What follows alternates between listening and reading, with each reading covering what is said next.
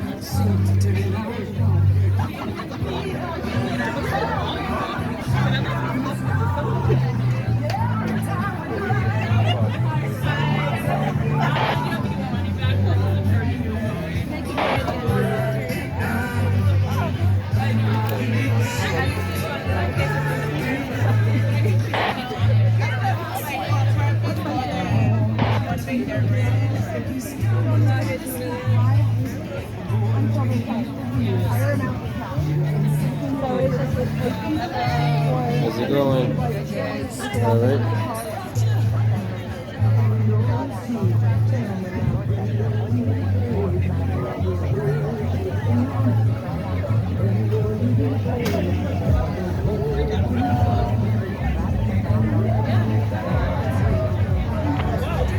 Oh, I just put the buttons over everything to hold it down. Oh, that's okay. It's no problem. And what is this really? What is this about? Citizens Housing and Planning Association. They promote affordable housing across the state. Oh, okay. Cool. Big initiative. Thank you for stopping. No problem at all. How are you? I appreciate the nice breeze. The next cycle will start in August and will be announced in January. That's like way fighting. Oh, I thought there were some that's okay. Yeah, I'll come back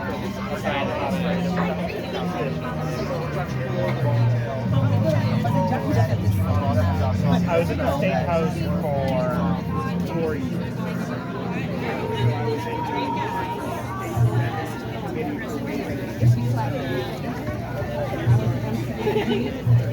They fired me. And MCAD said, sorry, Miss Wood, there's nothing we can do. We're taking it from you. I had to do a sub. Oh, Mr. ACLU? Oh, I'll go ask him. Oh, Mr. ACLU, I like that. Mr. Ace.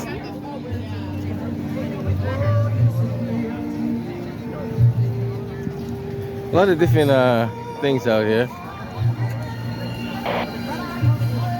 I'm trying to get you as much as I can get. Get a couple of speakers here, see what they got to say.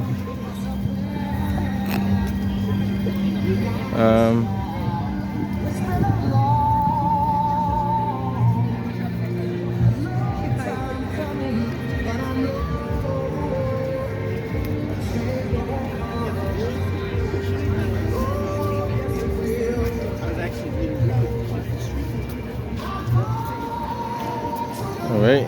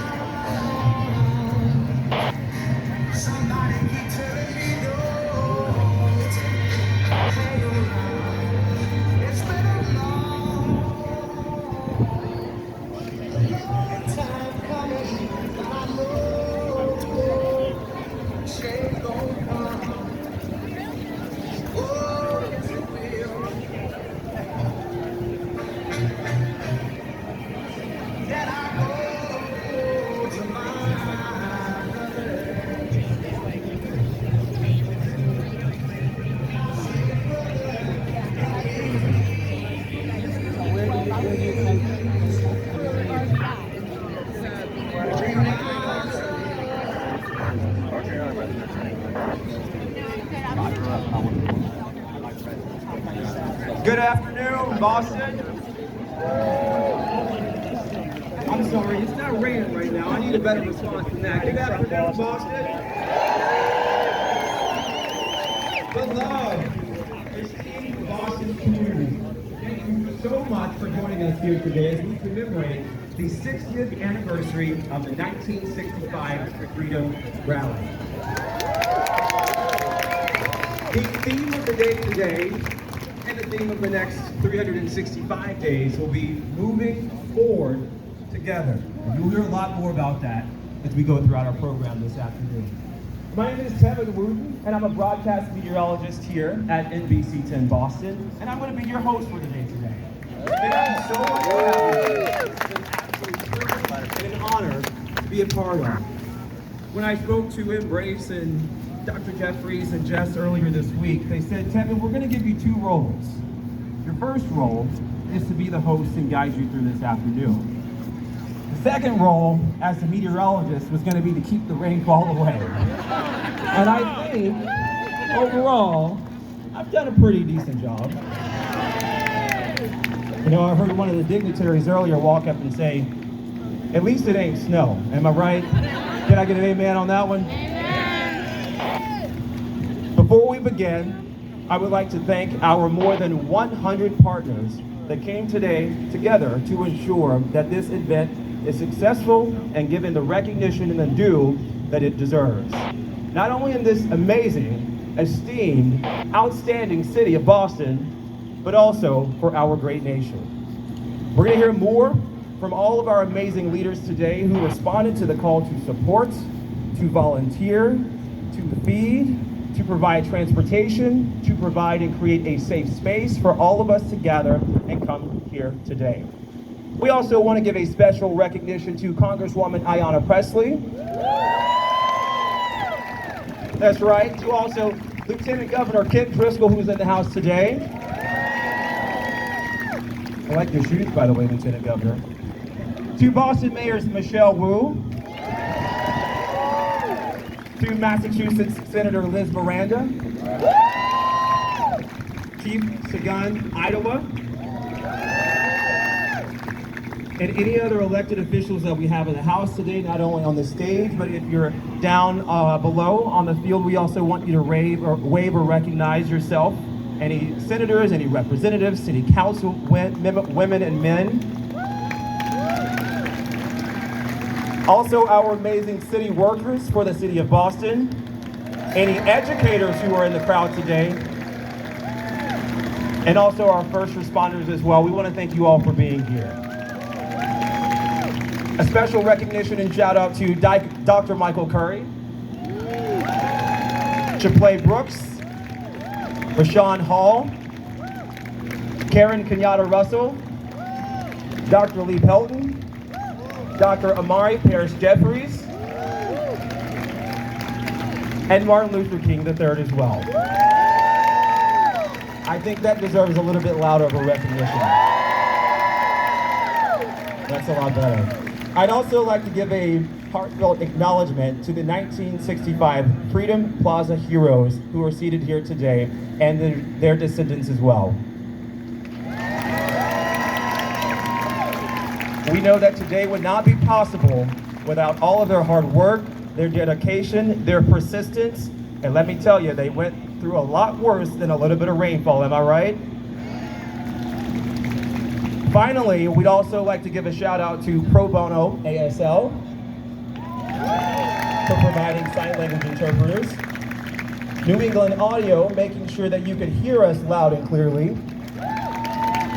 Pistol Communications, making sure that you could see us on both sides of the stage today. And my home, NBC 10 Boston. Now, earlier I mentioned that today would be about moving forward together. We'll go throughout the program, but I just want to make sure all of you are awake and alert and, dried off from the rainfall. So when I say moving forward, you say together. We got it? Let's practice really quickly. Moving forward. Together. Boston, we are moving forward. Together. Boston, we are moving this country forward. Together. Boston, we are moving this world forward. Together. Oh, I like the sound of this already. There is a long list of people who are speaking here today, but hold tight, stay focused, sit tight, because there's an even longer list of injustices that need to be addressed. We are gathered here today to commemorate the 1965 Freedom March that Dr. Martin Luther King Jr., along with Miss Ruth Batson, Reverend Virgil Wood, Dr. Ralph Abernathy, Mr. Alan Gardner, and many other community organizers dared to lead in 1965 in protest of the injustices in education and in housing and racial discrimination. Today, we unfortunately continue to witness federal governments turning a blind eye to the hatred and racism that still persists in our country. The very injustices that Dr. King himself and many of our elders marched against, systems that still deny equitable access to quality education, affordable housing, and basic human dignity. Unfortunately, we see policies that strip away civil rights protections, roll back environmental safeguards that disproportionately impact Black and brown communities today right here in Boston. And also the criminalization of those who dare to speak truth to power. And just as our elders did, we choose to gather. We choose to speak out and to resist. We are here not only to remember, but to reignite. We are here not only to remember, but to reignite that flame of justice. It is all of our collective responsibility to keep building together. To start us off in the spirit of our ancestors, I am pleased to introduce two incredibly talented musicians that I've had the privilege of hearing during soundcheck, sing Lift Every Voice and Sing, Boston's own Zakiya Sutton with Jesse Tate on piano. Following that performance, we'll hear from Reverend Willie Bodrick II of 12th Baptist Church, which was the home church, the Boston home church rather, of Dr. Martin Luther King himself. Yeah.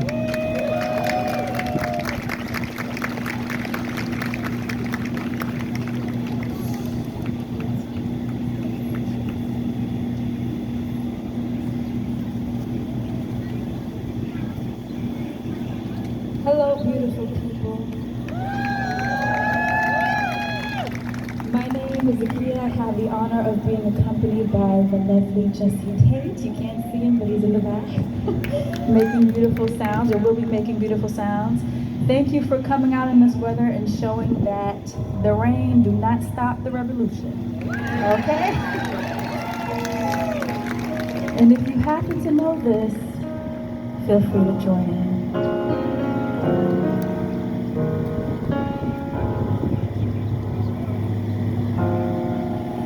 Lift every voice and sing till earth and heaven ring, ring with harmonies of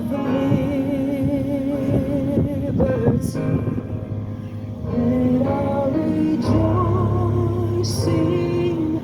rise high as the listening skies.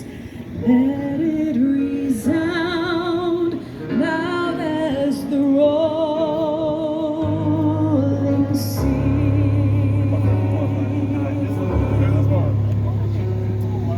Sing a song full of the faith that the dark past has taught us. Sing a song full of the hope that the present has brought.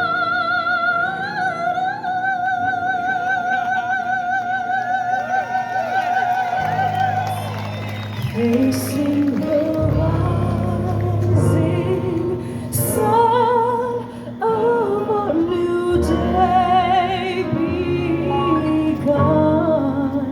Let us march on till victory.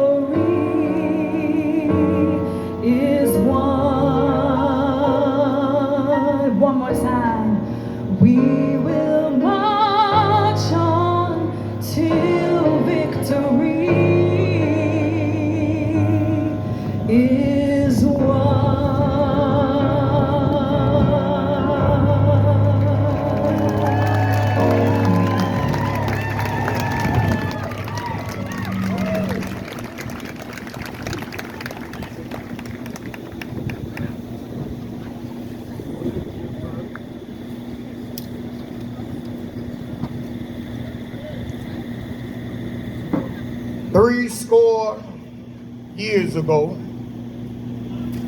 on a day much like today, the Reverend Dr. Martin Luther King Jr., alongside the Southern Christian Leadership Conference Boston chapter, gathered freedom fighters, young and old, near and far, to march in solidarity from the heart of Roxbury to the Boston Common. They marched to birth a new vision for our city and our nation, a vision conceived in freedom and dedicated to the radical proposition that all Bostonians should live in the beloved community, where equitable housing and quality education would not be the privilege of a few, but a promise for all.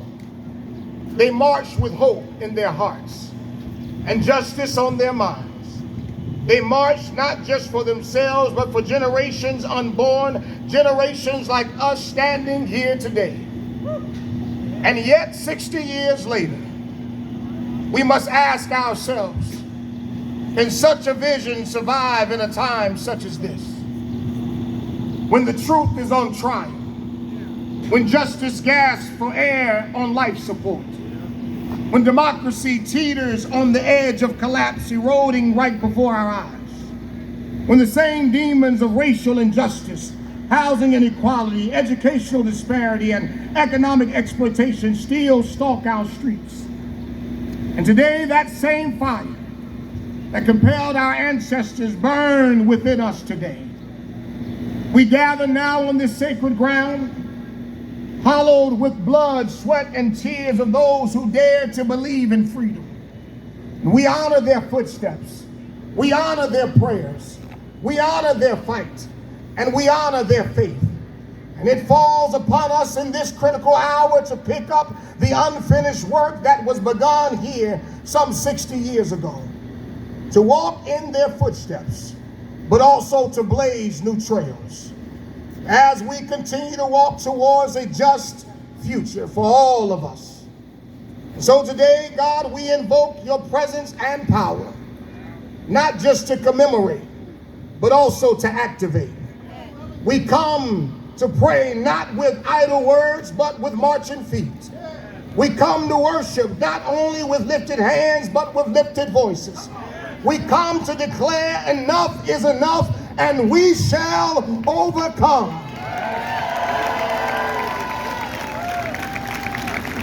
For I see a vision, a country not driven by greed, but guided by grace.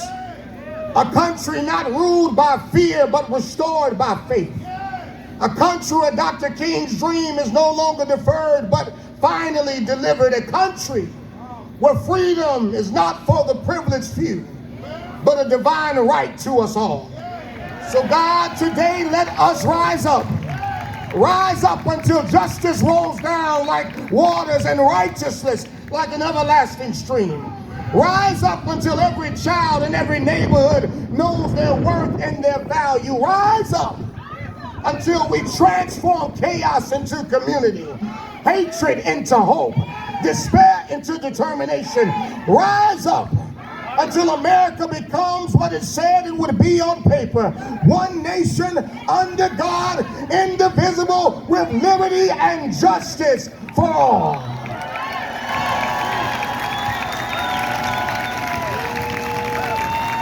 So on this day, we come to tell America that we stand for something. We come to tell America that we will not forget, that we will forge forward, and we pray in the prayers of our ancestors. God of our weary years, God of our silent tears, thou who hast brought us thus far along the way, thou who is by thy might, lead us into the light and keep us forever in the path we pray. Amen. Amen. Amen.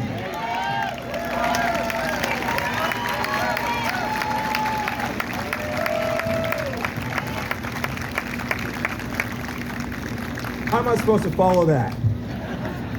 Reverend Broderick II, thank you so much. Your words have grounded us. Your words of unity, your words of grace have reminded us why we are here today. Thank you for blessing this space. as we continue to move forward. Let's show our appreciation one more time for Reverend Broderick II.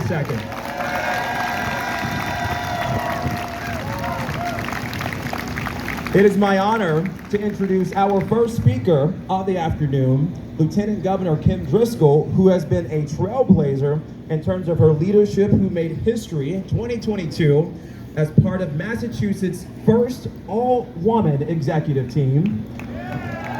That's right, with a distinguished tenure, by the way, if you weren't familiar, as Salem's first woman mayor. She brings a wealth of knowledge and a wealth of experience and a steadfast commitment to building a more equitable and inclusive Commonwealth. Ladies and gentlemen, Lieutenant Governor Kim Driscoll. Good afternoon, everyone. Oh, no. You can do better than that. Reverend Broderick got you fired up. Good afternoon, everyone. It is so great to be here. Thank you so much for letting me be a part of the 60th anniversary. And thank you, Reverend Broderick, for those inspirational words.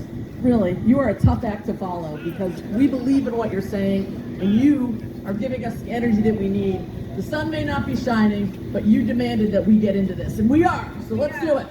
I'm so pleased to be here with Representative Ayanna Pressley, with Mayor Wu, with so many members of our community. I know Senator Markey would be here, but he is at the Pope services, or he would be on this stage as well, to celebrate 60 years ago, Dr. Martin Luther King, marching on the streets of Boston in the name of equality.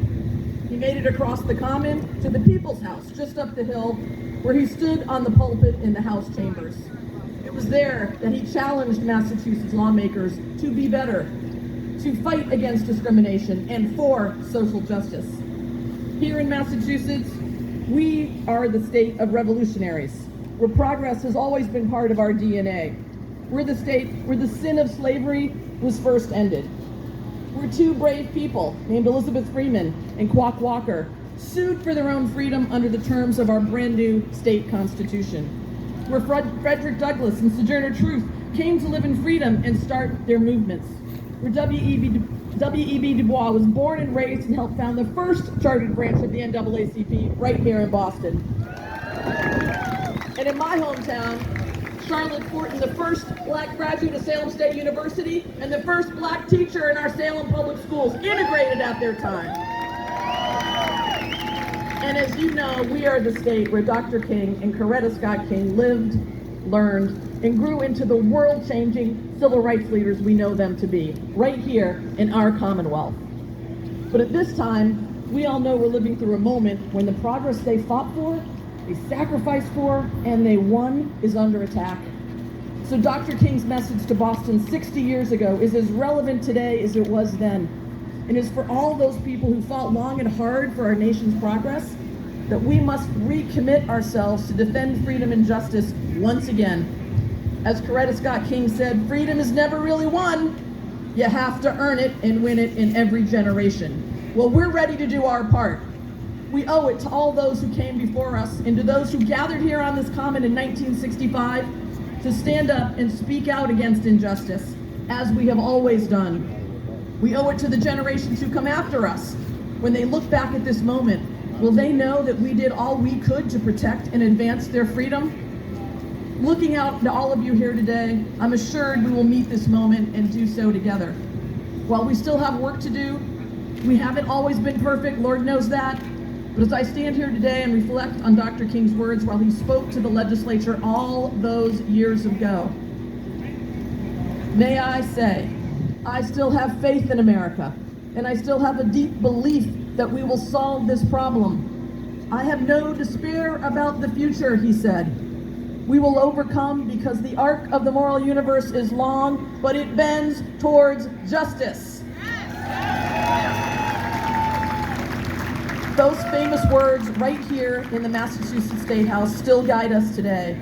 And as we leave here this afternoon, let us remember those words and remind ourselves that this is our moment to overcome, and that ultimately the power doesn't rest with the person who lives in 1600 Pennsylvania Avenue. The power rests with us, the people of this Commonwealth and of this country.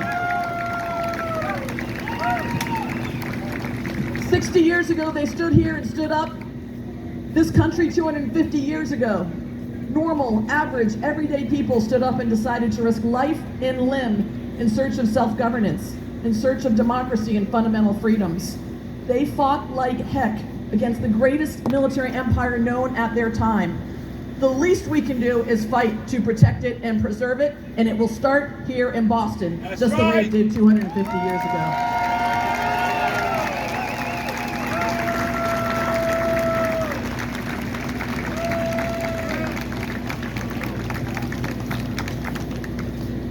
Excuse me, let's show Lieutenant Governor how much we appreciate her leadership and her commitment on being here today. One more round of applause for your Lieutenant Governor, Ken Brister. Our next speaker is a Massachusetts State Senator and a proud Roxbury native. Is Roxbury in the house today? Is Roxbury in the house today? There we go. There we go. A proud Roxbury native and the first Cape Verdean American elected to Massachusetts State Senate. Representing the 2nd Suffolk District, she brings decades of grassroots leadership to Beacon Hill, championing racial justice, maternal health equity, and community-driven policy reform. Give it up for Senator Liz Miranda.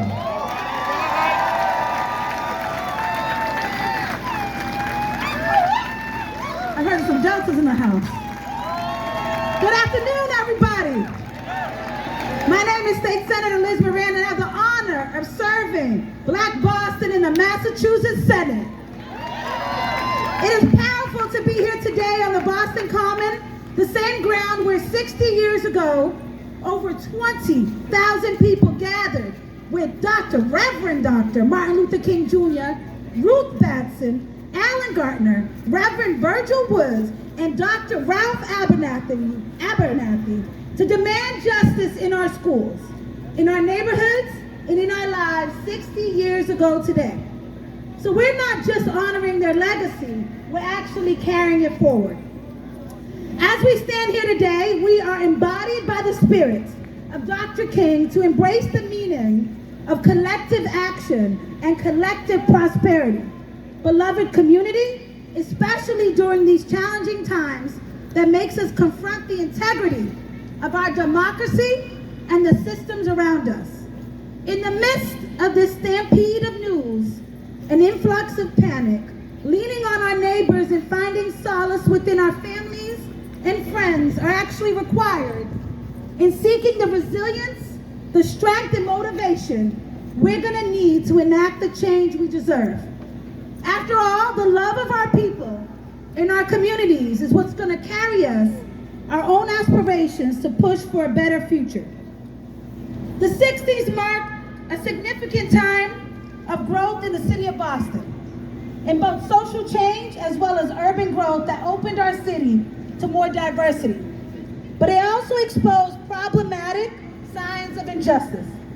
When Dr. King first came into this city to receive his doctorates at Boston University, to strengthen his theological passion, he also became an active member of the 12th Baptist Church in Roxbury. Okay? You heard from that pastor. You ain't never been to a sermon, y'all need to pull up. That's where he laid his groundwork for his advocacy roots into our community. And in turn developed strategies embedded to the success of the civil rights movement. Through his guidance, he led the crowd to discuss the quiet aggressors of racism in our area, predominantly in issues of education inequality, and redlining and housing discrimination. His words at the 1963 March for Freedom left a stain in Boston that has never left us, but rather pushed us to combat all signs of inequity. However, what history often forgets to emphasize is the other 22,000 individuals that stood in the crowd with him, believing in the same principle and mission to unite together and to fight for change. Without you, our collective power wanes. So today, you join us to rally forward and remember and respect the ancestors who led this work in our past. But tomorrow, we continue to embrace the lessons we know of our past to fight for a more just and a more equitable future. There is no shortage of plans and policy proposals that could do this. But to turn those bright ideas into real change, we'll need something more than elected officials who agree. We need a commitment from all of us that we will lead, that we alone will not take on the burden of change, but share it with our neighbors. To take on this debt and invest in reversing the decades of harm. Housing and education and equity are very much still with us today. We still see it in housing policies that price out working class Black families from the neighborhoods we actually built. Our grandparents and great-grandparents laid the bricks, cared for the homes, built the churches, they filled the schools, but now luxury developments rise where public housing once stood. And families who've been here for generations are being displaced by market forces and policies that favor developers over stability. When we say housing is a human right, we mean it. And until every family, regardless of their income or background, can live and grow in safety and dignity, we haven't done enough. We still see it in our schools as a proud Boston Public Schools graduate, where opportunity is distributed not just by talent or determination, but often by zip code. Today, a child's access to art classes, AP courses, or a guidance counselor often depends on whether they live in West Roxbury or Mattapan. And we can't forget that in Boston, resistance to integration had a name, Louise Day Hicks. She embodied the implicit but powerful force of obstruction, claiming that inequality didn't exist even though it played out right in front of our eyes. There are many Louis Day Hicks figures actually elected today. They're not in Boston though, right? There are those who seek to stall our progress, quietly and politely, but we must not repeat that history by pretending that today's disparities are actually accidental. They're the result of decisions, and we must make better ones. Democratic maintenance, that's right. This idea that democracy requires active care and stewardship and sometimes protest is what actually brings us here today. We are here because community must and will win over chaos. Let me say that one more time. Community must and will win over chaos. Because the love we have for each other is stronger than any attempt that will divide us. Because our ancestors marched so that we could organize, so that we could legislate, and we could fight. And now it is our turn. We must recommit ourselves to the vision of the beloved community that Dr. King lived and died for. A community that doesn't just survive hardship, but flourishes in resistance, flourishes in joy, and in the strength of our unity. Thank you.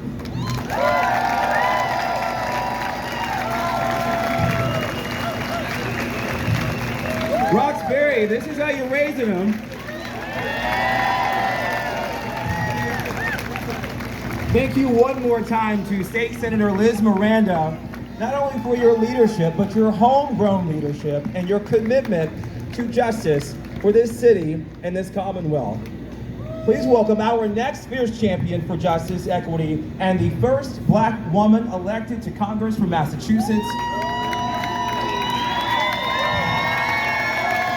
Representing the 7th District, bringing a powerful voice for equity, justice, and community empowerment to every space she enters. And I must say personally, as a communicator, seeing the way that this next speaker chooses her words so wisely, so eloquently, and she chooses her words with intent.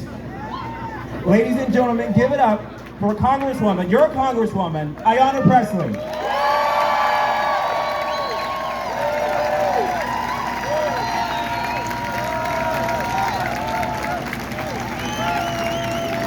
Well, good afternoon. What an honor it is to be here with you all today as we gather in the spirit of sacred remembrance, righteous resistance, and radical hope. And let me begin by extending my heartfelt gratitude to Embrace Boston and its visionary leader, Dr. Amari Parrish Jeffries, the entire Embrace team for their relentless commitment to truth-telling and justice-seeking. All of my partners in government, for which I'm grateful that you stand in the gap every day. And a special and heartfelt thank you to Martin Luther King III. It is an extraordinary honor to stand in your presence. I'm grateful to you, to Andrea and Yolanda. You are a living bridge between generations of struggle, sacrifice, and perseverance, and a steward of your father's towering legacy. We are deeply grateful for the wisdom, dignity, and moral clarity you continue to bring to the ongoing fight for justice and liberation. And now to all of you, I'm thankful for every elder, every organizer, every agitator, every faith leader, every freedom fighter, every justice seeker who arrives at this moment today, because indeed in this moment, the work of peaceful protest and of democracy is in and of itself an act of courage. In this moment, dissenting and truth-telling in this moment are in and of themselves a courageous act. In this moment, exercising freedoms, free speech, and those things that should be birth and constitutional rights are in and of themselves a courageous act. They are a courageous act because there are forces at work that are anti-woke because they want you to be asleep. Dr. King challenged us to remain awake in the midst of a great revolution. Come on now. They want you to be asleep because they want you to be ignorant and uninformed. Come on now. They want you to be asleep because they want you to be indifferent to your own injustices and that of your neighbor. There are forces at work that want you to be inactive. They want you to be ignorant, indifferent, and inactive. And so the fact that you are here today is a courageous and radical act. Today we commemorate the 1965 Freedom March and Rally, a moment in our shared history that was both historic and pivotal in the fight for educational equity, where people 20,000 strong assembled on this common. Thousands of our elders and ancestors marching from Roxbury to Boston Common. They walked and marched with dignity and determination, carrying on their shoulders the weight of generations and holding in their hearts the fierce hope of a more just future. It was raining that day too. Today we come together in remembrance and in recommitment, and we take stock to affirm this historic moment when forces are working every day to erase our history. But we affirm and celebrate Boston's history, American history, Black Boston history. They marched to demand civil rights and human dignity. They marched for the right to vote, for access to quality jobs and affordable housing, and for an end to the racial violence and economic exploitation that define their daily lives. Their actions were not only a cry for justice, but a bold declaration that Black lives matter. Those courageous marchers knew what we still know today, that power concedes nothing without demand, that justice is not simply given freely. Justice is earned through struggle, through organizing, through agitating, through collective action and resolve. We can stand here today because of the sacrifices and leadership of local civil rights giants. Many of them are with us here today. These leaders did not pursue justice for accolades, for attention, or for likes on social media. They did it because they believed deeply in the transformative power of community and in the potential of a multiracial democracy rooted in equity and compassion. As we honor their legacy, we acknowledge that the work they began remains unfinished. The same forces they fought, racism, poverty, and injustice, continue to shape the lives of far too many people in our communities today. We are living through perilous times.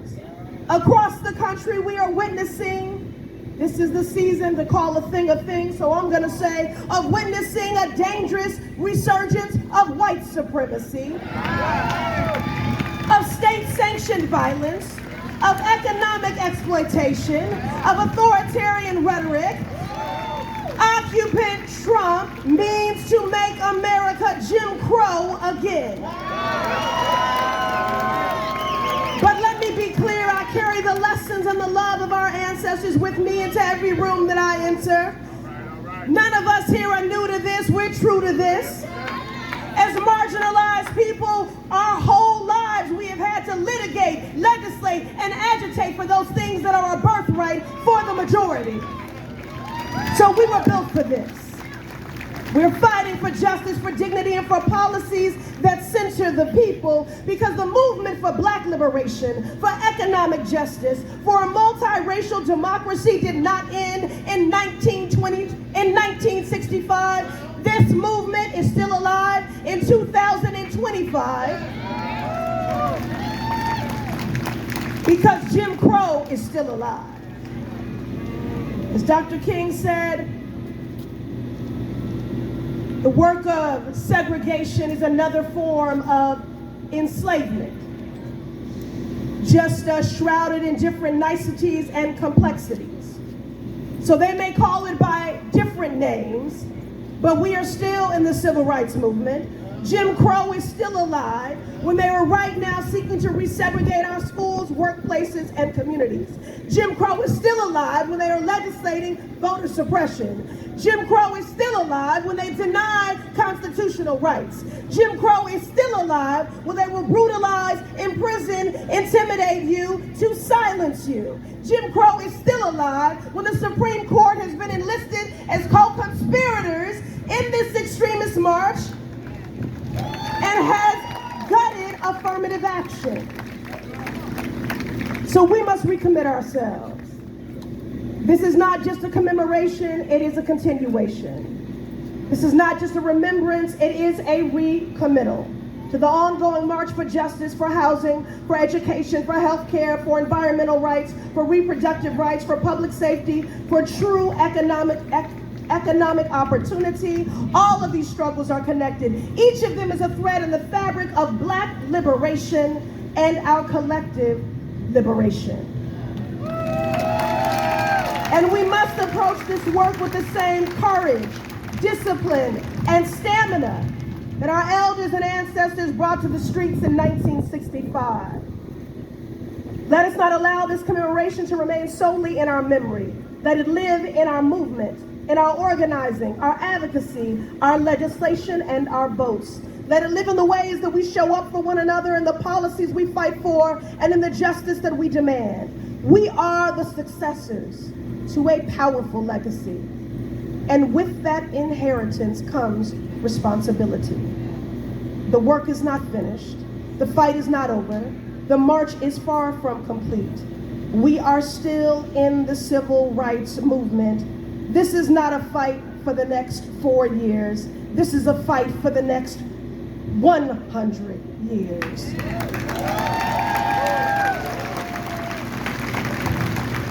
And it is going to require all of us. We are the ones our ancestors dreamed of, and it is now our sacred duty to keep marching. And marching right alongside me and my colleagues in this work every day is the mayor of the city of Boston, who has the honor of representing the city where Martin and Coretta fell in love, recognizing that before there was Montgomery, there was Boston. Before there was Atlanta, there was Boston. We are grateful to our mayor for her work on the front lines, and we now bring her to the podium, our mayor, Michelle Wu.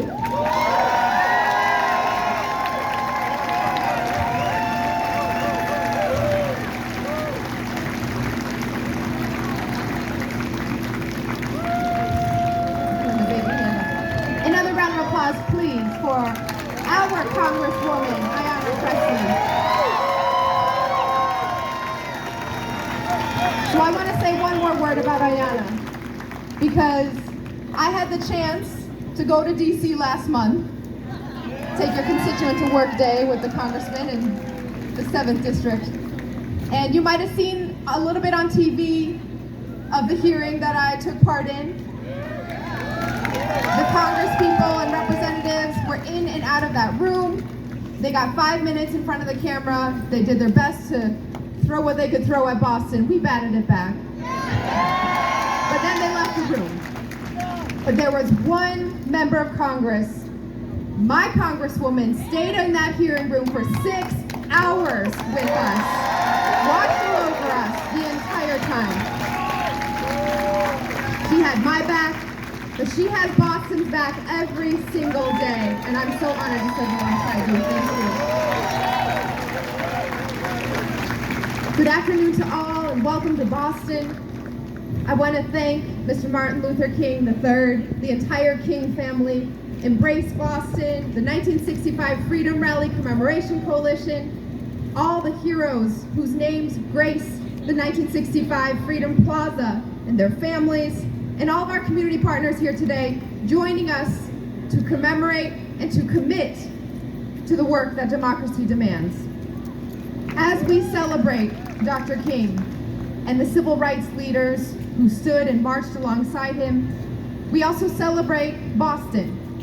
We celebrate Boston's entire Black community and all the allies for never failing to show up and put in the work. Thank you from the bottom of my heart. Last week here in Boston, we kicked off the celebration of our city's role in igniting the American Revolution, 250 years since the events that kicked off our democracy. We celebrated a local Bostonian, Paul Revere, son of an immigrant, Boston Public Schools graduate, who got on a horse and rode through these streets carrying a message, a choice, between stepping aside to let tyranny in or fighting to defend a freedom we hadn't even met yet. But we stand here today for the same reason that Dr. King stood here in this very spot 6 decades ago. In that choice to say the truth that in 1775 our city and our nation started a fight we still haven't finished. In 1775, the freedom that Bostonians dreamed of and fought for was incomplete and imperfect. Dr. King saw clearly what we know today, that freedom for some is not freedom at all. That freedom, like faith, like justice, like truth, either is or it isn't. There is no in-between. Freedom is absolute, inclusive, and whole. It encompasses both freedom from and freedom to. Freedom from intimidation and fear, from harm, from hate, from the lonely island of poverty and the iron feet of oppression.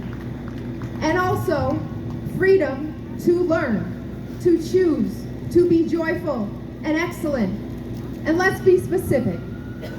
For Black mothers and Black babies, it means freedom from health inequity and maternal and infant mortality. For Black children, it means freedom to be children. Freedom from the racism that paints Black boys as Black men.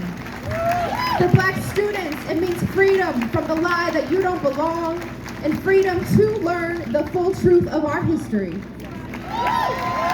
For Black business owners and workers, it means freedom of opportunity and access to capital.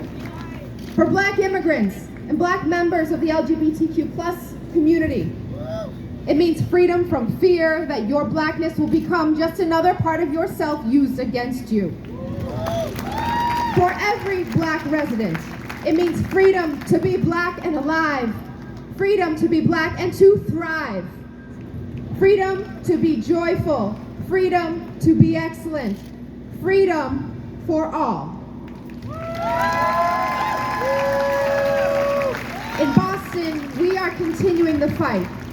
Freedom for all residents here to walk down the street knowing you live in the safest major city in the country with much more work to do, but in the safest major city in the country because it is safe for everyone. It means the freedom to come home to a place of your own, to build generational wealth through home ownership opportunities, freedom to raise a family, to get the best public education, freedom from fear for your kids and their kids, because we're investing in climate solutions that will keep our city safe and livable for generations to come. Boston represents freedom for all. Freedom uninterrupted, absolute, inclusive, and hope.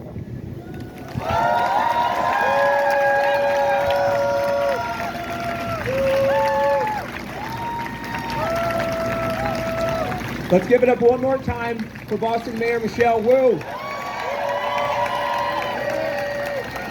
Mayor Wu, we want to thank you for your commitment and your entire administration for making Boston a city that truly belongs to everyone. And if you didn't know, as Mayor Wu just mentioned, next year marks the nation's 250th anniversary.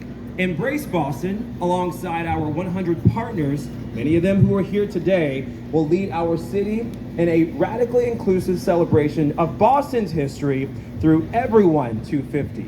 You see what we did there? Today's rally is an official pre-event to Everyone 250, and we thank the City of Boston for partnering with Embrace Boston on this historic moment and this endeavor as we collectively reflect on where we've been and how we can move forward. How we can move forward. How we can move forward. That's a lot better. Our next speaker is Dr. Michael Curry. Dr. Michael Curry is the president and CEO of the Massachusetts League of Community Health Centers, representing over 50 health centers statewide, a longtime civil rights and health equity advocate. He played key roles on Massachusetts COVID-19 health equity task force and vaccine working groups. Dr. Michael Curry also serves on the National NAACP Board of Directors and is the former president of the Boston branch. Put your hands together for Dr. Michael Curry.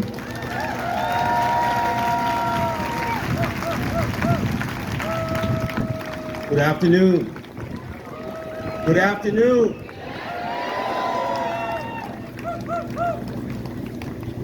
I'm a child of Roxbury too. I was thinking about what remarks I might bring today, and I didn't want to write anything because I really wanted to listen to others and get a sense for what my spirit moved me to share. So one is, I'll tell you, I was a kid who grew up in Roxbury, and my mother moved here for the warmth of other sons from Birmingham. I want to tell you that when I was born here, she sent me to the Martin Luther King Middle School, where I learned my history. And I recall the language of Frederick Douglass. I recall the language of Carter G. Woodson. When Carter G. Woodson said to us, history is not the mere gathering of facts. The object of historical study is to arrive at a reasonable interpretation of the facts. As in this moment, they are now burning books and killing our history. We're now hiding words. So I'm going to ask you to do me a quick favor today. I'm going to ask you to pretend that you are not here today, but you were in this park in 1901. So I need you to close your eyes for a second. If my mother was here, she said, I ain't closing my eyes with all these people I don't know. I'm going to ask you to close your eyes because this park holds so much history. Because in this park in 1901, somebody might have been holding up a newspaper, the Boston Guardian, telling you, with all thy might, for every right. Repeat after me, with all thy might, every right. Every right. I want you to think about when you were sitting in this park in 1915, 10,000 black folks marched down the street to protest Birth of a Nation, the racist propaganda film that was playing at the Tremont Theater. I want you to be there. I think it's one thing to study history, it's another thing to be in history.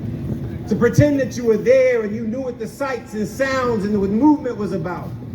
So I need you to imagine you were here in 1915. I want you to think about 1965. Think about the context of 1965 as you march down the street to get here today. I need you to think about we had just passed the Civil Rights Act just a few months before that. folks that fought and died to pass the Civil Rights Act. I need you to think about those months leading up to his visit here in Boston. The Selma, the Montgomery campaigns. I need you to know who James Reeb was. A white Unitarian Universalist minister who was killed when he answered Dr. King's call to come to Selma.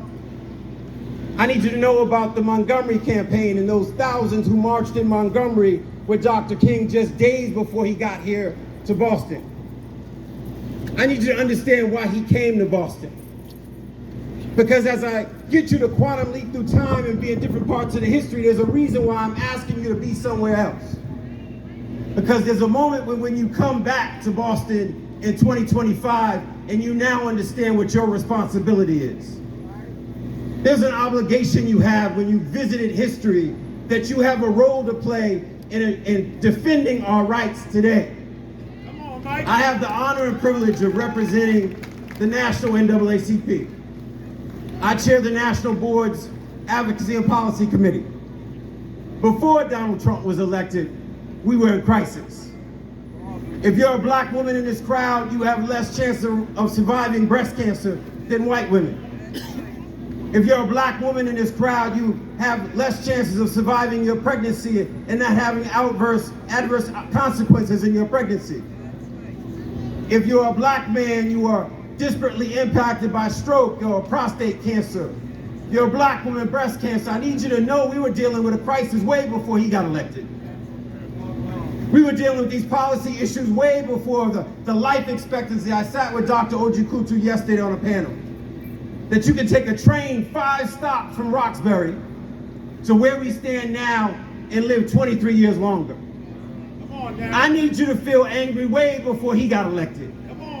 Because now you got a responsibility. I always say to people, if not you, then who? If not now, then when? So I know we feel frustrated, angry, confused about this moment, and I got to put a footnote to this conversation. Black folks have felt like this for a long time. We've had to hide our words for a long time. We had to worry about whether we got fired or defunded for a long time. This ain't new for us. We've had to deal with many of you in this crowd right now, dealing with that feeling we've had to deal with a lifetime. So I'm going to challenge you all.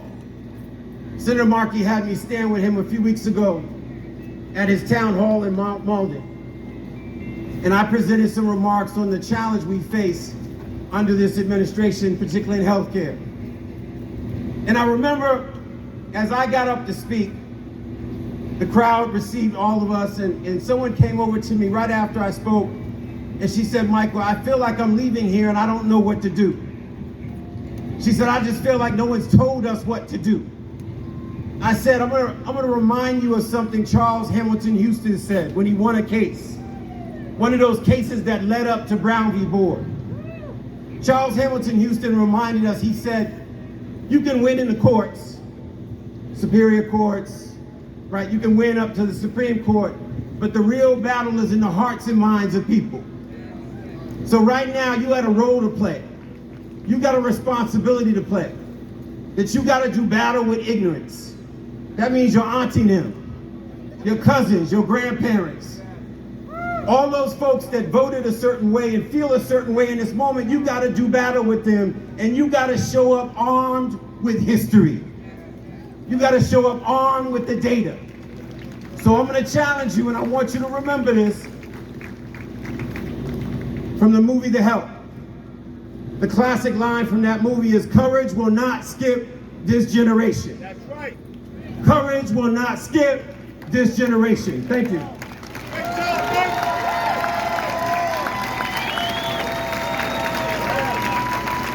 Dr. Michael Curry, thank you so much for your inspiring words and reminding us that courage will not skip this generation. Courage will not skip Boston, because we are moving forward. We are moving forward. We're going to move right on forward to our next speaker, by the way, together. Our next speaker is the Executive Director of the Massachusetts Commission on LGBTQ Youth, the nation's only independent state agency dedicated to LGBTQ youth advocacy. Chaplain Brooks has contributed to policy development, including assisting in writing law enforcement guidelines for the Boston Police Department and training other various state agencies. She's also active in community organizing, which is so crucial and important. Also, as she serves as the chairwoman on the NAACP LGBTQ Youth Committee for New England. Please welcome Shapley Brooks.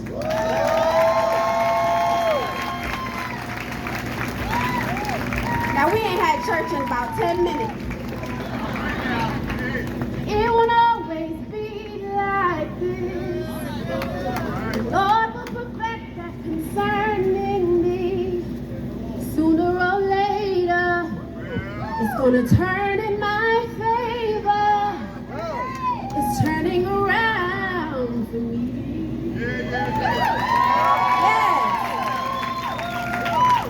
My name is Shapley Brooks, and I have the honor of bringing good trouble on behalf of LGBTQ community and our state here. Audre Lorde profoundly stated, "There is no hierarchy of oppression. As a Black queer leader in America, there is no way I can choose between my freedom as a Black woman and my freedom as a lesbian woman." In many ways, advocacy within the Black community echoes the struggles of 1965. Back then, figures like Bayard Rustin faced the daunting choice of which identity to champion in the fight for liberation. For Black individuals living at the intersection of Black and LGBTQ, we often find ourselves on the battlefield, standing alongside those who may seek to harm us. Whether it is our own people not being included because we are LGBTQ, or within the LGBTQ community because we are Black. Does this resonate? Our community, unfortunately, learned the tactic of our oppressors. Whiteness and white supremacy culture is not a racial assignment. It is a global pandemic. As Dr. Martin Luther King said, darkness cannot drive out darkness. Only light can do that. Hate cannot drive out hate. Only love can do that. I believe that our leader was thinking of Black people, but he was also thinking of his good friend Bayard Rustin, whose life serves as a reminder that true liberation does not start in the spotlight. It begins at the margins, with the voices that are too often silenced and identities that are frequently erased. Bayard Rustin didn't quit when the going got tough. He didn't back down when he was told that he wasn't respectable enough, straight enough, or safe enough. He organized anyway. He loved anyway. He built movements anyway.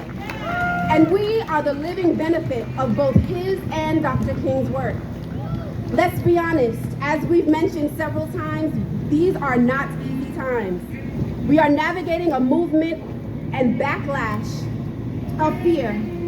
Anti-LGBTQ and anti-Black legislation is on the rise. Trans youth are being targeted. Black queer lives remain under threat. Books are being banned. Our history is being rewritten. And for many of us, it feels like the ground beneath us is shaking. I often say, if you free the most marginalized person in the room, you will free everyone else. So who is the most marginalized person in the room? It is our Black trans women whose life expectancy is 35 years old. It is our young Black queer youth being targeted not only by our government, but also the systemic forces such as the carceral system, the healthcare institutions, our communities, our schools, and the child welfare system, and yes, our religious organizations. Centering the issues of our most marginalized means prioritizing all of our needs in legislation and policy and education and community decision making. Nothing about us without us, and I mean all of us. This is the essence of our movement, and this is why we are here. We cannot be the allies who have failed us in the past. Those who hitch their agendas to our identities only to abandon us when it suits them. Liberation does not happen in silos. We have a responsibility to our people to make certain that liberation is holistic, to stand 10 toes down for our people. If ever righteously televised, we want all people to see that the revolution was led by all of us, on behalf of all of us, because none of us are free until all of us are free. So today, as we honor the power of our legacy, not just with remembrance, but with recommitment, we want to fight harder, to speak louder, to love one another out loud, to hold each other closer, and to never ever get weary in well-doing, because the margins are watching and they are counting on us to move. Let's get to work. Thank you.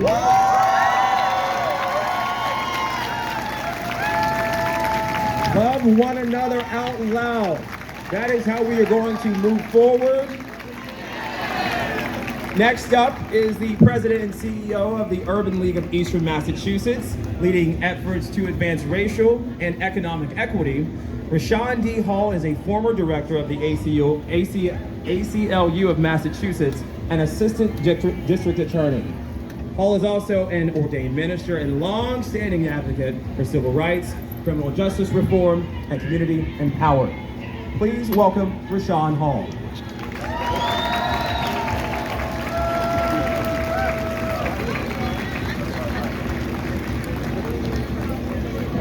What's up, Boston? What's up, Massachusetts? So my name is actually Rashawn. So I stand here today in a long legacy of civil rights activists and freedom fighters who have been trying to move an agenda forward. I'm reminded of the Reverend Earl Wesley Lawson. I'm reminded of Mel King. I am reminded of and have the privilege to sit and look at and say happy birthday to Sister Charlotte Nelson. I am reminded of an Urban League Guild member who is with us here today, Wayne Lucas, who 60 years ago marched and stood in this very place. Standing in the legacy of a civil rights organization that at the turn of the century, when black people were facing racial violence and oppression in the South, moved to northern cities to find racial violence and oppression in these same northern cities. Dr. King 60 years ago came here and spoke about those same northern ghettos that he saw when he was a seminary student here at Boston University, and where he became a member of Alpha Phi Alpha Fraternity Incorporated. 06. We are here as the future America that Dr. King spoke of when he spoke here. He mentioned that he was speaking of a future America where the society that does not tend to the needs of the least of these was a society that soul would die. See, the brilliance of Dr. King was his ability to take religious concepts like love and justice and the destiny of the soul and translate them into tangible concepts for the secular struggle for freedom. And continuing in that tradition, I am reminded of the hymn, "A Charge to Keep I Have," a God to glorify, a never-dying soul to save and fitted for the sky, to serve the present age, my calling to fulfill. Oh, may it all my powers engage to do my master's will. And that will is to save the soul of a nation that seems to be dying, fighting against racism and fascism that is dressed up as meritocracy and government efficiency with the niceties of confusion. That will is to lend to the needs of the least of these, particularly those who feel the modern segregation of a criminal record, who are overwhelmingly black and brown people. Let's make sure they have a clean slate and get those records sealed. This will is one that is to commemorate the efforts to encourage this city and this nation to be better, like Ron Bell did 20 years ago, and like we're doing today, and like the generations will come and do, just like the future America that Dr. King spoke of. That will is to defend democracy, to demand diversity, to defeat poverty. And so we do that through same-day voter registration to get more people engaged in the electoral process, through ranked choice voting to make sure we're selecting the candidates that we like, to make sure that we have proper representation in government, in the private sector, in the education sector, that people can have financial, equitable well-being. That will is to make Boston and Massachusetts a beacon on a hill for the rest of the nation to look forward to as an example of that ever-elusive American dream and the promise of freedom. That will is that we move forward together. That will is that we move forward together. That will is that we move forward together. Thank you. So now I have the privilege and honor to introduce the next speaker. And so in the spirit of honoring our ancestors and those who came before us, I'm honored to introduce a very special guest, a Harvard-trained attorney, a youth advocate, and daughter of NBA and civil rights legend Bill Russell. Karen Kenyatta Russell has carried forward her father's legacy through her work in mentorship, justice, and civic engagement. She is a co-founded mentor, helped secure her father's Presidential Medal of Freedom, and created Russell's Rules for Resistance, a program on purpose and activism. Please join me in welcoming and giving a warm round of applause to Karen Kenyatta Russell.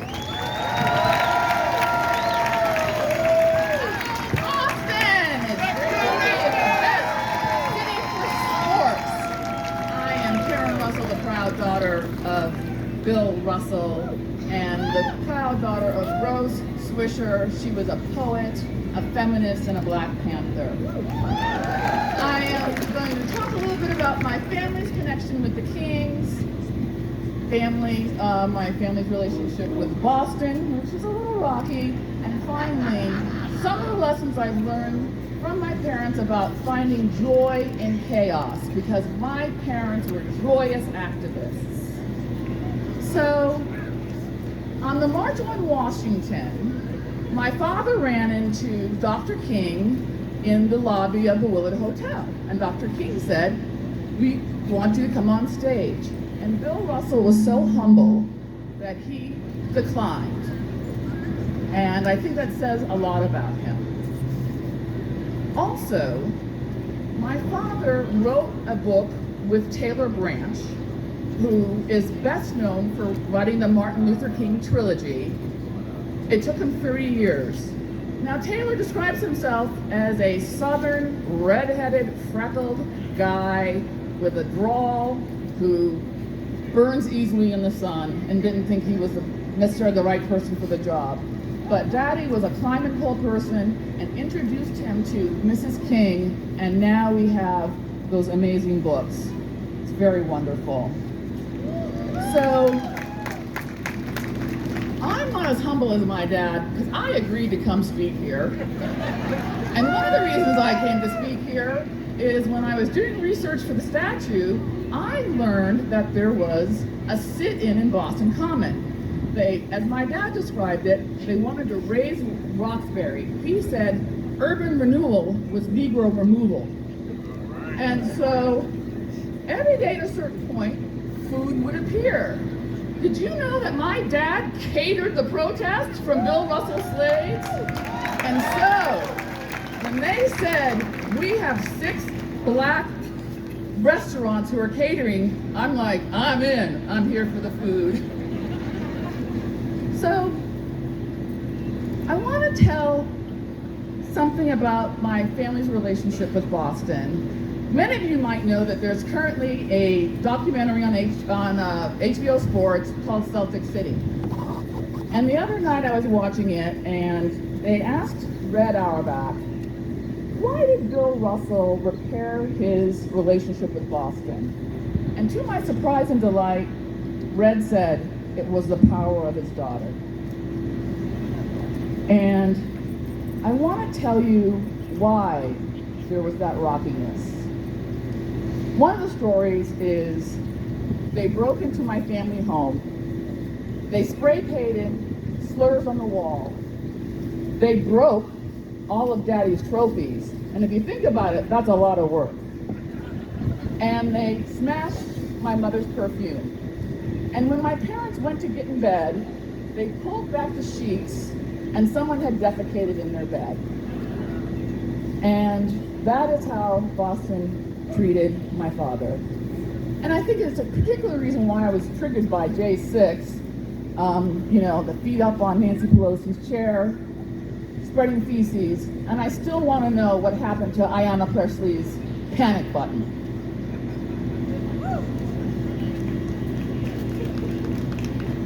So,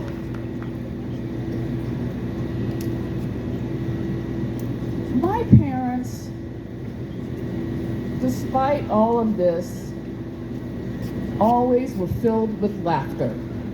And I'll tell you one funny story about my dad. He rented a house on Main Street in Reading, and he was mowing the lawn.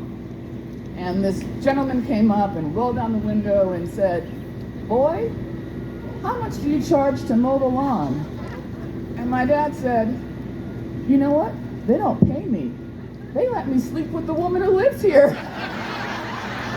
And the guy drove off.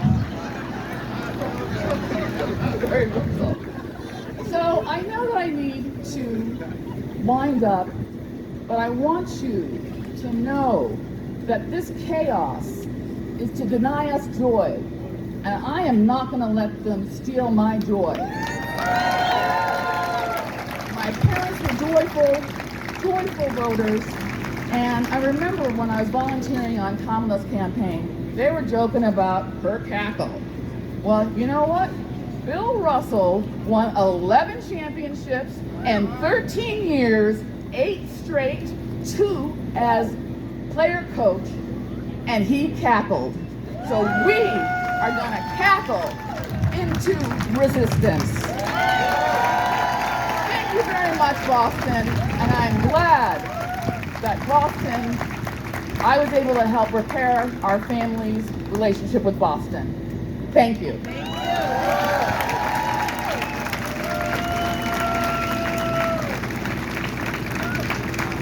One more time for Miss Karen Kenyatta Russell, ladies and gentlemen.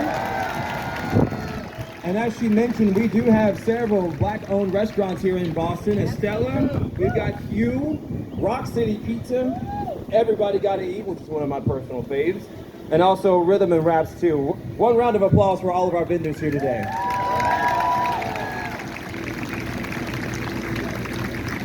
To help me welcome our next guest of honor, please welcome former Emerson College president and longtime advocate for education and civic change, president and CEO of the Boston Foundation, Dr. Lee Helton.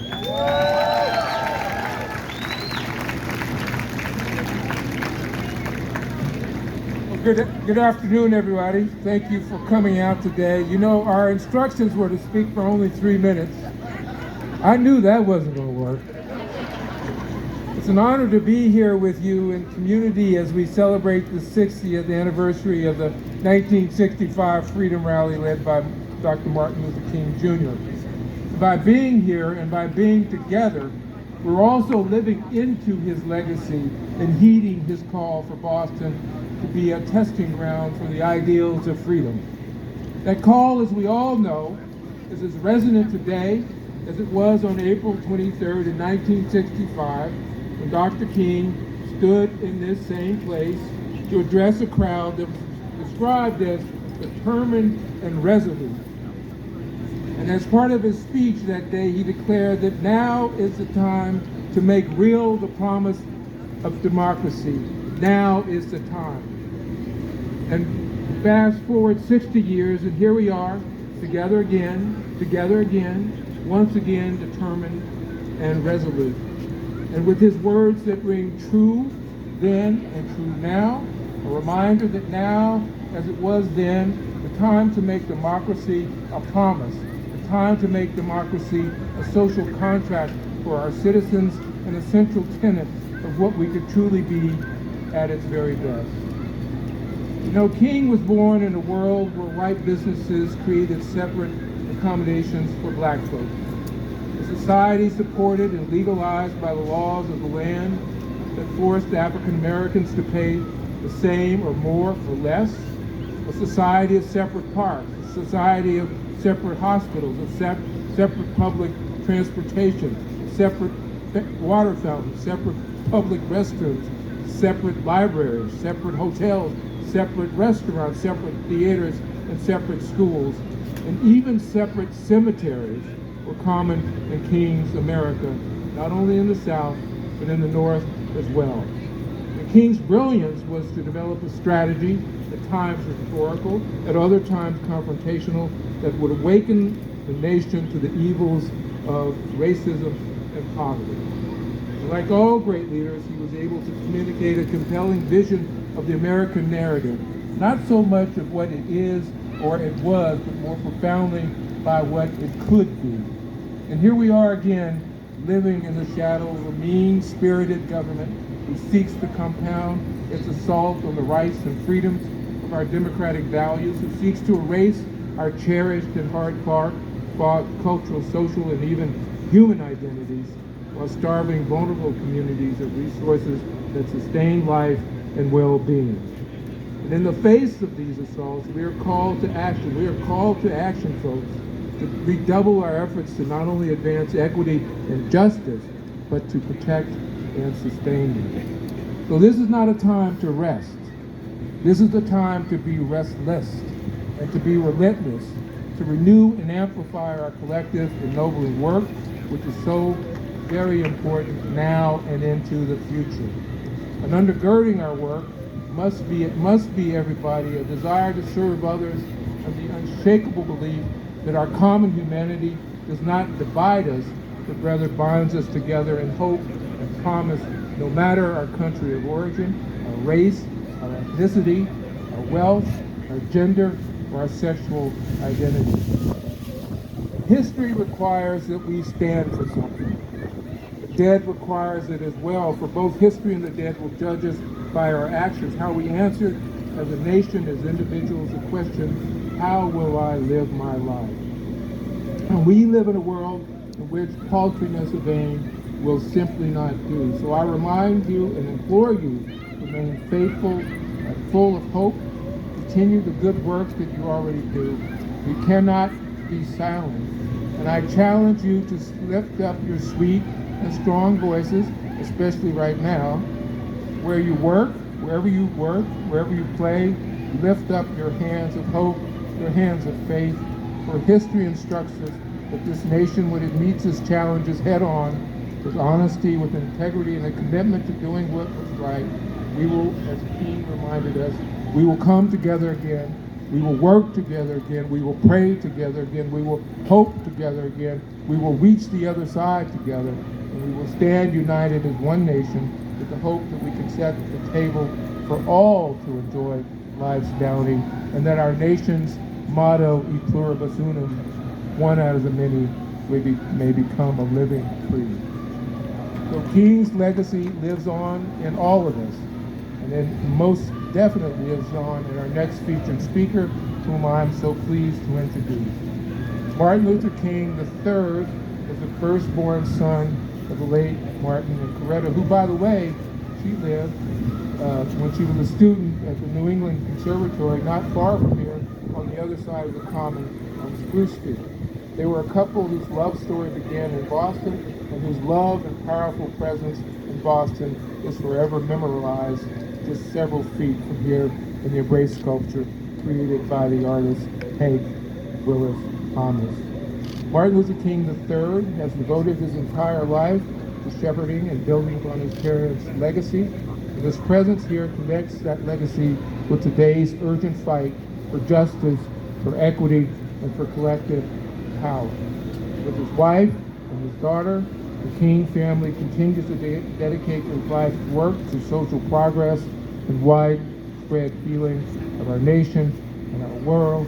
And so please, with me, would you give a warm Boston welcome to Martin Luther King III.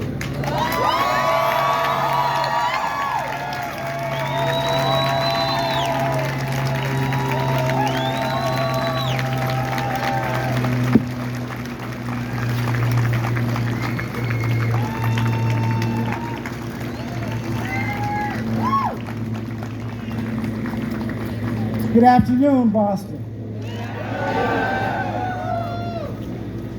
I am so honored to, and I thank God for being able to be here today as we observe the 60th year of the march that my father and leadership of Boston led 60 years ago.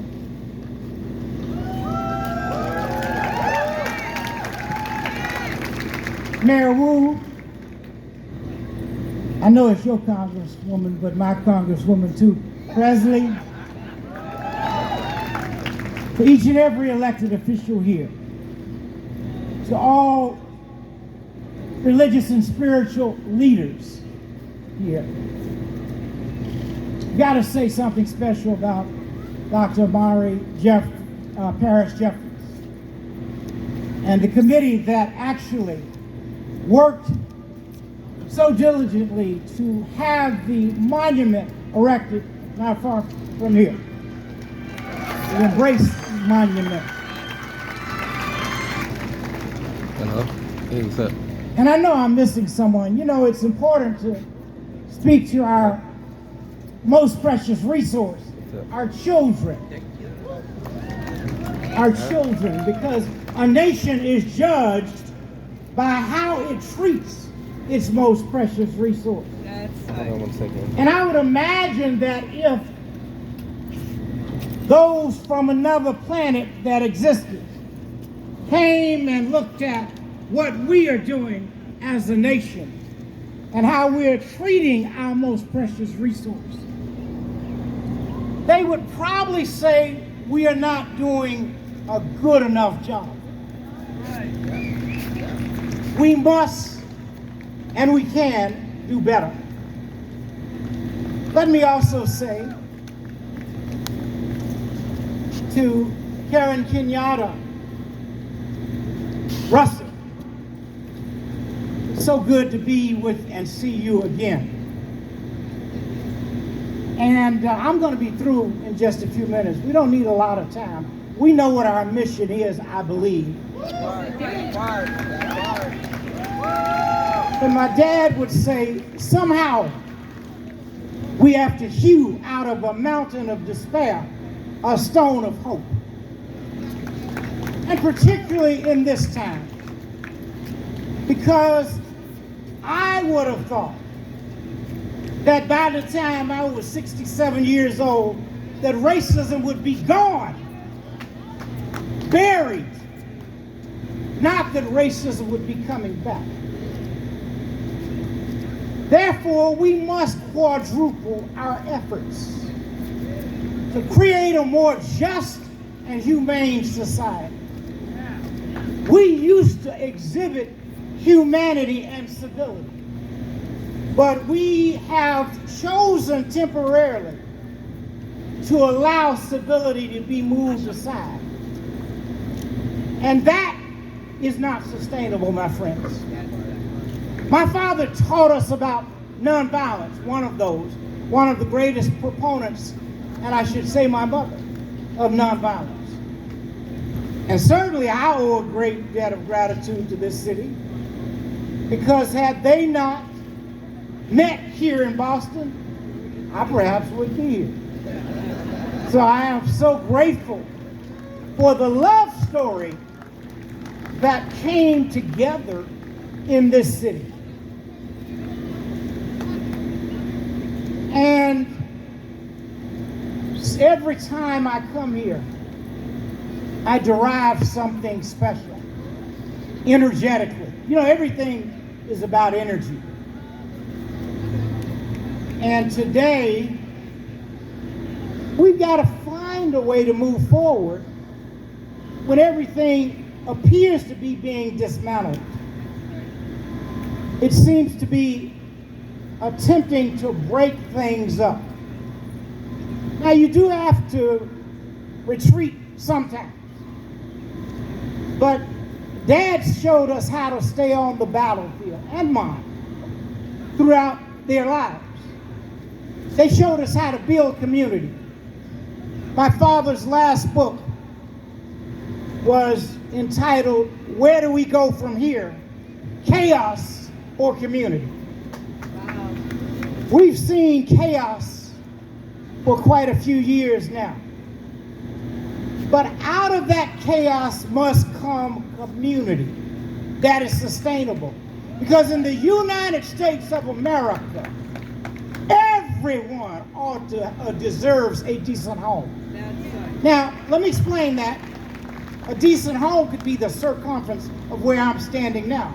Have we seen tiny homes being erected all across this country?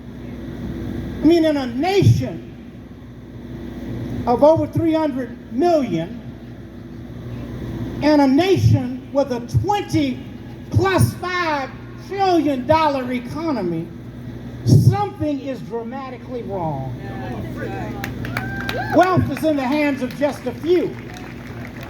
And when I say a decent home, by the way, as I said, I'm talking about, it doesn't have to be a 5,000 square foot home. If you're able to do that, that's great.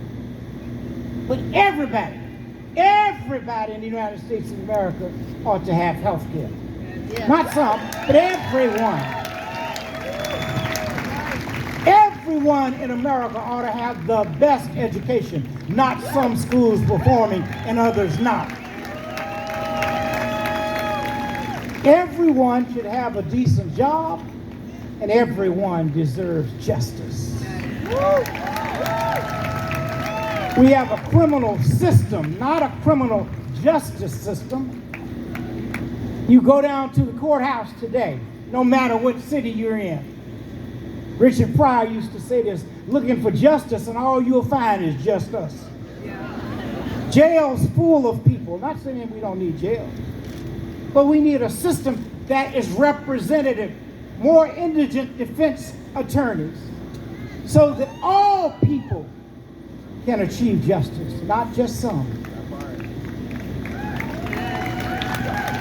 I think my father and mother would challenge us to be a better America, because we can become that. It starts with something called love.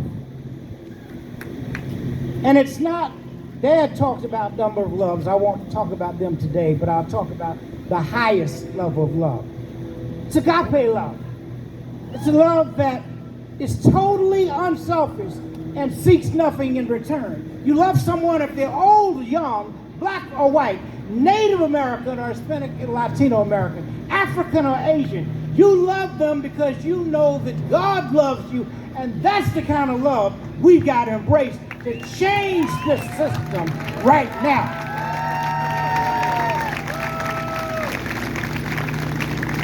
So I want to urge you, 60 years has passed. We don't have the luxury of stopping. We don't have the luxury of giving in or giving out. We have to keep moving forward until that dream that Dad shared becomes real for all humankind. It's a dream of freedom and justice and equality for all humankind, not just some. You know, we're so much better than we are behaving today. So what do? We challenge leadership. We have to challenge this president. Doesn't seem to be challengeable, some may say. But if you don't stand up and engage, you'll fall for anything. And I'm not here to talk about one person. because it really is a collective. One person can present dangerous options, but someone else can come and collectively we can create positive energy, because everything is energy in this universe. How we choose to show up and show out. And when we say demonstration, we're not talking about a violent demonstration. Dad advocated for nonviolence. And that's what he represented every day. Although, as I get ready to close, I want to share one thing. This is 57 years, by the way, since my father's assassination. Every Sunday, every time he traveled, and when he preached on Sundays,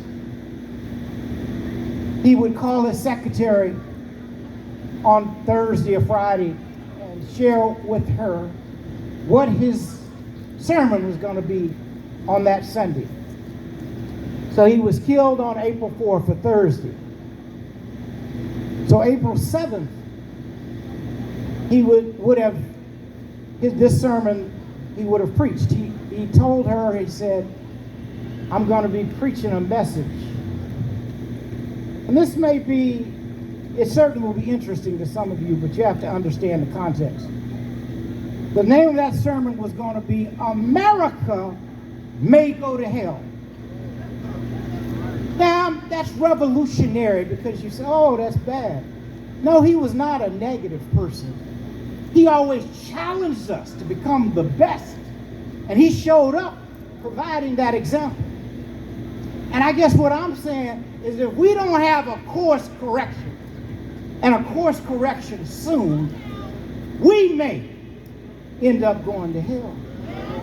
That's not what I want. That's not what I'm going to accept. But I want us to think about that. Think about how do we show up the best we can be each and every day. How do we show up no matter what we do? Everybody can do a little bit. I visited my mom's undergraduate institution called Antioch College. And actually, let me say one more thing before I say that. You know, I come out of a family, I'm not a preacher, but I come out of a family that preaches. And they're always attempting to close. Get ready to close. I got one more thing to say. Something popped in my head I needed to say. You know, I want to understand what's wrong with my nation when we mistreat veterans.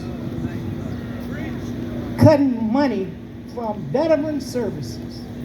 What's wrong with our nation when we mistreat seniors? What's wrong with our nation when we mistreat our children? Now, we have an immigration problem.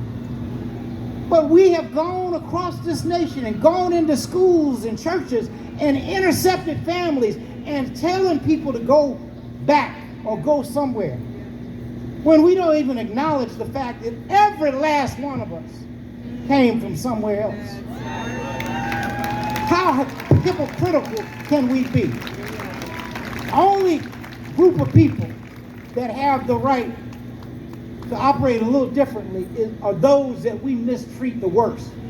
That's called our indigenous or Native American citizens.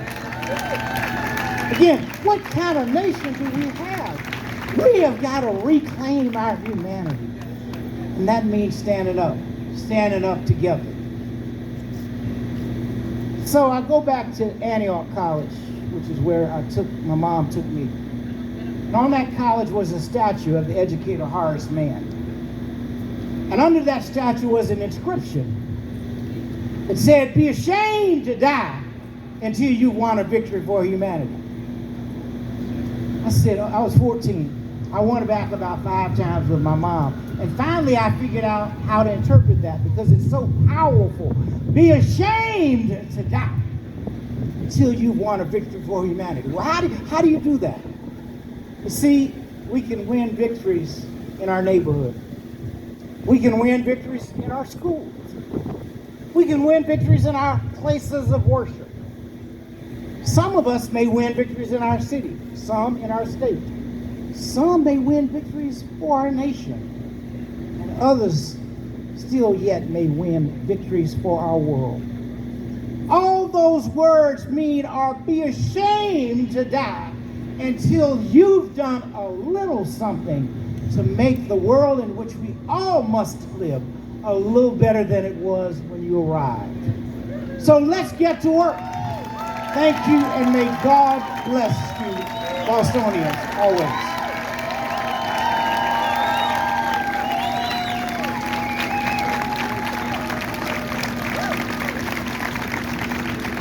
Let's give one more Boston round of applause for Mr. King.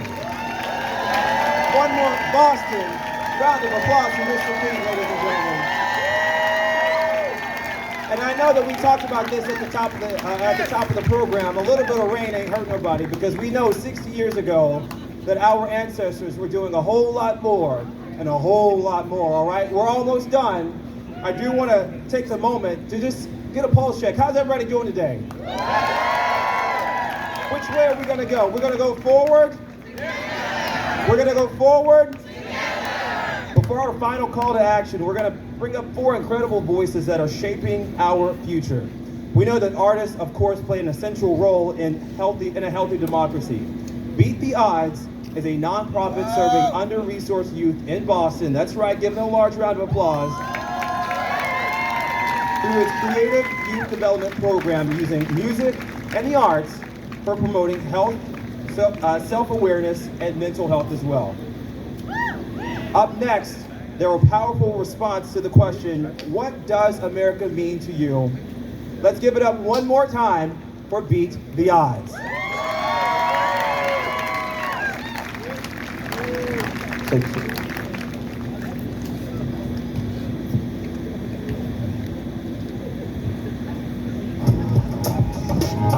Yeah, what it is, yo, it's a peace in life. Only chance I get to see is when the brother rests in peace from life. No all-seeing eye of this bald eagle type, but we red tail hawks when we speak they hide. Try to use our voice to spread they lies, so we raise much noise and raise up signs that claim king affiliation, keep our voice inside. But they tell us, but I'm telling I got too much pride for what we built here while they sat on the side and benefited from the fact that we had to survive, and we still surviving, but we still gon' thrive. Thought there ain't no how they can no longer deny that this ain't about black, brown, yellow, or white. It ain't about blue, red, or the left and the right. It's with our leaders off the feet, so we won't be alive. It's the green, red, the green, be our biggest survive. Land of the free, built by the slaves, trouble in the waters, rain in the rain. The black and the berry, the sweet and the juice. 3 Ks in America, came with the news. It's the aftertaste of the strangest fruit. The revolution will be televised made in the USA. For us, by us only, homie. Home wanna break the case, then the police. But we all getting paid now. Treat the rich while the poor get in. It's a war going on outside we ain't safe from. It is viewed by your pay stub. When you know money make the world go round. And this is America where dreams are made up. Bodies aching, feeling nauseous. This body bag that I've seen. Body in my sauces in the red, blue, and Okay, 1, 2, 3. Off of the prophets, we tryna get violent. I got a whale watching, I'm pulling the light in. My mama need a kidney insurance, ain't got it. Once one drops, right on her body be action. Masses don't care about this here, baby. Napoleon to the level, test little baby. Democracy, let's up for peace, guarantees that the money trees cover every little baby. Damn who's crazy, damn who's crazy. The test bus skipping over screens when the game waiting those seeking liberty. The kids at the borders lines using freedom me. A brother got 3 jobs on the way speed. Part of billionaires buying countries. All the First Nations giving portions of their own land. Caught up savages. Don't you hear the irony?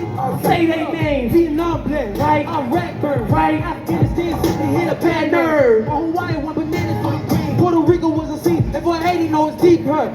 In the Philippines, president was picked by the CIA. America's just not democracy, huh?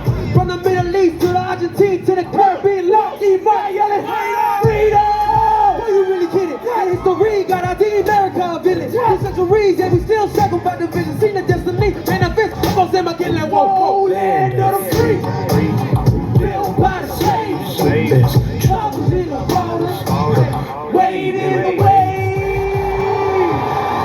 Walk to the next step, He's a brother, Rock's head. Walk to the next step. Put your fist up. Put your fist up.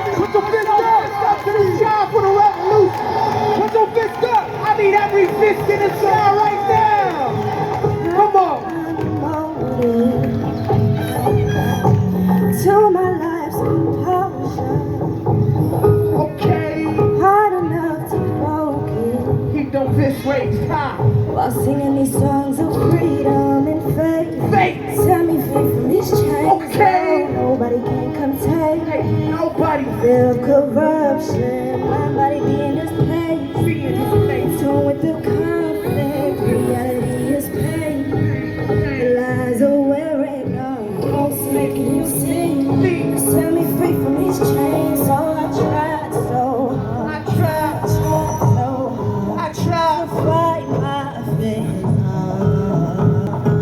Yeah, another road for us. One more time, we told you the revolution will be televised in the land of the free, built by the slaves, troubling the waters, waiting, land of the free, built by the slaves, troubles in the waters, they waiting away.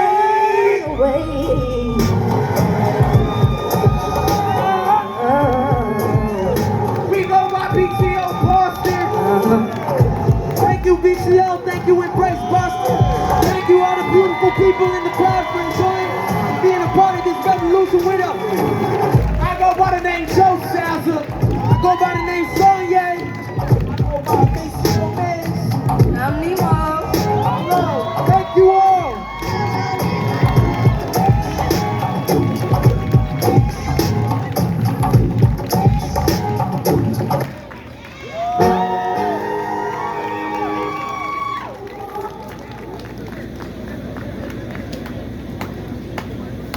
All right. Good afternoon, everyone. My name is Imari Karras Jeffries from Embrace Boston. I'm so honored and humbled to be a part of this day with all of you today. We are going to close out with a call of action, and I want to do a couple of quick shout outs before we leave here today. I want to shout out Shamel Idiokidis, if he's in the audience, for being the inspiration to remind us to remember the day. I want us to remember that tomorrow is Coretta Scott King's birthday, so let us honor her tomorrow and think about that holiday. Also, one of the honorees of the 1965 Freedom Plaza, Charlotte Nelson, who's sitting right there in the front with an umbrella hiding, it's her birthday. I want to also shout out the other honorees of the 1965 Freedom Plaza, Mr. Barry Gaither, who's standing right there with the hat on looking handsome, Dr. Gaither, and Mr. Jose Masso looking handsome over there with this hat. And all of the other family and ancestors of the other honorees of the 1965 Freedom Plaza. And so if you're able to, there should be a small card in your hand. If you're able to, please stand as we recite this pledge to each other. And with permission, place your hand on someone next to you who you know as we say this pledge together. With permission, don't be touching people you don't know. And this is a call and response. So the speaker is going to introduce themselves, say the words, and then you will repeat after them. Hi everyone, Rutu Wishen, President of the Boston City Council. So I will say the first paragraph and you'll repeat it, and that's what everyone will do. Okay. So to honor this collective promise, I pledge to remain steadfast until true justice, genuine and inclusive, is fully realized. To honor this collective promise, I pledge to remain steadfast until true justice, genuine and inclusive, is fully realized. Reverend Jeffrey Brown, co-founder and board co-chair of Embrace Boston, I pledge to stand in solidarity, embracing and supporting all efforts pursued with integrity and grounded in our enduring democratic traditions of nonviolent protest, peaceful assembly, respectful petitioning, and persistent advocacy within our courts and legislators all together. I pledge to stand in solidarity, embracing and supporting all efforts pursued with integrity and grounded in our enduring democratic traditions of nonviolent protest, peaceful assembly, respectful petitioning, and persistent advocacy within our courts and legislative. My name is Tito Jackson, and I'm co-chair of the Embrace Board. And I do have to give a shout out to New England Audio, who is the reason why you can actually hear me today. A Black-owned audio company in the city of Boston. And they gave me the longest paragraph, y'all. So we're gonna break this one down a little bit, okay? I pledge to honor the spirit and carry forward the message of the 1965 Freedom Rally to my community. Let me hear you. I pledge to honor the spirit and carry forward the message of the 1965 Freedom Rally to my community. To my neighbors, friends, and colleagues, mobilizing us all towards shared purpose and united action. My neighbors, friends, and colleagues, mobilizing us all towards shared purpose and united action. I will march, advocate, volunteer, educate, and vote. I will march, advocate, volunteer, educate, and vote. I am committed to ensuring our collective voices strong, clear, and resolute. I am committed to ensuring our collective voices strong, clear, and resolute. Echo powerfully across our city, throughout our Commonwealth, and beyond. Echo powerfully across our city, throughout our Commonwealth, and beyond. Good afternoon. Afternoon, My name is Lori Nelson. I stand as the Senior Advisor for Racial Justice for the City of Boston, but most importantly, as the proud daughter of the honoree, Miss Charlotte Nelson, my mother. Happy birthday again, and God bless you. The last paragraph reads, with deep reverence and unwavering purpose, I pledge my heart, my mind, and my spirit to achieving enduring social peace through meaningful social justice, forever guided by the courageous souls we honor today. Everybody all together. With deep reverence and unwavering purpose, I pledge my heart, my mind, and my spirit to achieving enduring social peace, meaningful social justice, forever guided by the courageous souls we honor today. Thank you all. Enjoy the day with peace and love.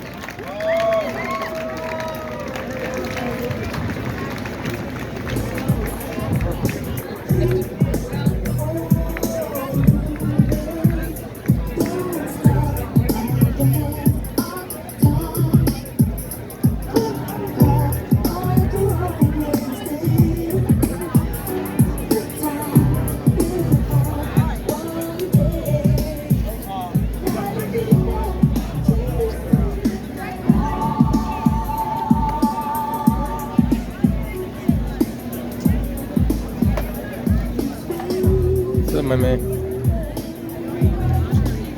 How you been? All right?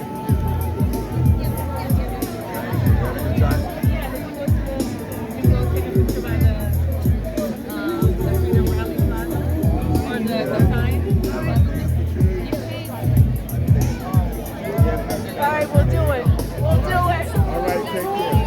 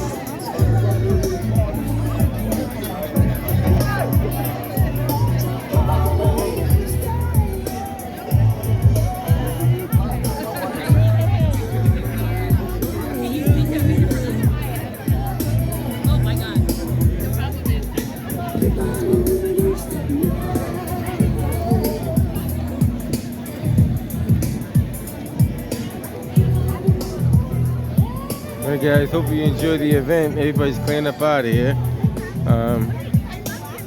Hope you guys enjoyed the message was delivered. We'll catch you guys on the next one.